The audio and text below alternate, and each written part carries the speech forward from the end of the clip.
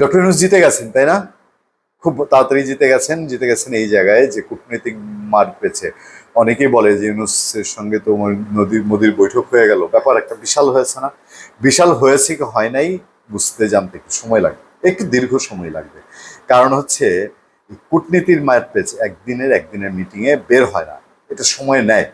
এবং এই যে এত এত সমস্যার চাপ, এই সমস্যার নতুন আবার গিট্টু না লাগে।